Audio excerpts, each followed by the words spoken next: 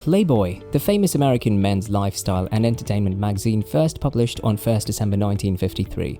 While the revealing and borderline obscene contents of the magazine continue to attract viewers to this day, the life of the man who was behind the planning of this one-of-a-kind publication is more than remarkable. That man is none other than Hugh Hefner. Hefner was the first child of Glenn Lucius Hefner, an accountant born on April 9, 1926 in Chicago. Born in a conservative Midwestern and Methodist family, his mother had wanted him to become a missionary.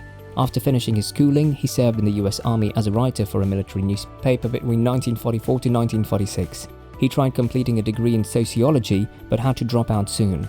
In January 1952, Hefner left his job in the army and joined Esquire. It was in 1953 that he took out a mortgage loan of $600 and managed to raise $8,000 from 45 investors, including $1,000 from his mother, to kickstart his new project, Playboy. Initially named Stag Party, the robust first issue published in December 1953 featured the American bombshell beauty Marilyn Monroe from a 1949 nude calendar shoot. Partly because of Hefner's own charisma and partly due to Marilyn's beauty, the first issue managed to sell more than 50,000 copies. In 1955, Esquire magazine rejected Beaumont's science fiction story titled The Crooked Man. The story revolved around the persecution faced by straight men in an alternate universe where homosexuality was a norm. Hefner decided to publish it in Playboy and in an America where homosexuality was not accepted in society or the court. Hefner found himself at the receiving end of angry letters. Despite that, he decided to come out in support of the story and rebuked the letters. 1961 saw Hefner manage to bring Dick Gregory, an American activist known to speak out against racism and bigotry, to work at the Chicago Playboy Club.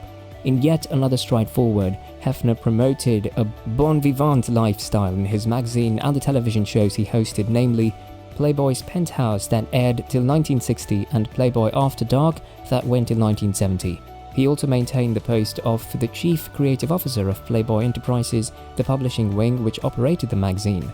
On June 4, 1963, a major setback to the future of Playboy, wherein Hefner was arrested on charges of promoting obscene literature after the publication of an issue of Playboy featuring nude shots of porn actress Jane Mansfield in bed with a man. The trial resulted in a hung jury, allowing him to continue his work. In the 1960s, Hefner was credited for creating private key clubs that had racially diverse members. In 1966, Hefner got the opportunity to interview American Nazi Party founder George Lincoln Rockwell and sent Alex Haley, a black, to interview him, much to the awe of the Nazi member. Malcolm X gave his interview in 1963, while Martin Luther Jr. appeared in a 1966 edition. The turbulent 60s saw the magazine adding a new revolutionary column called The Playboy Philosophy.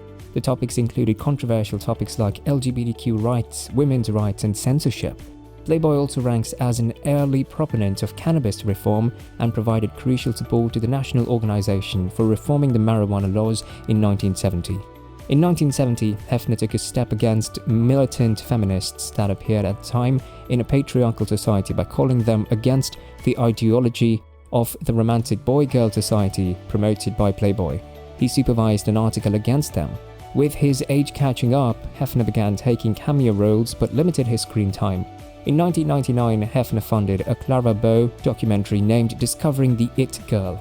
The turn of the 21st century saw Playboy celebrate its 50th anniversary with a unique January 2004 issue. Celebrations were held in Las Vegas, Los Angeles, New York, and Moscow to commemorate this event.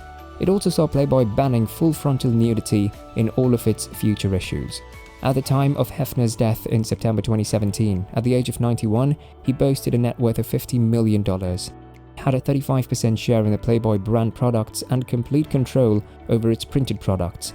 He had appointed his son Cooper as his successor as the face of the magazine. So what do you think about this rag to riches story? Please view and comment on it.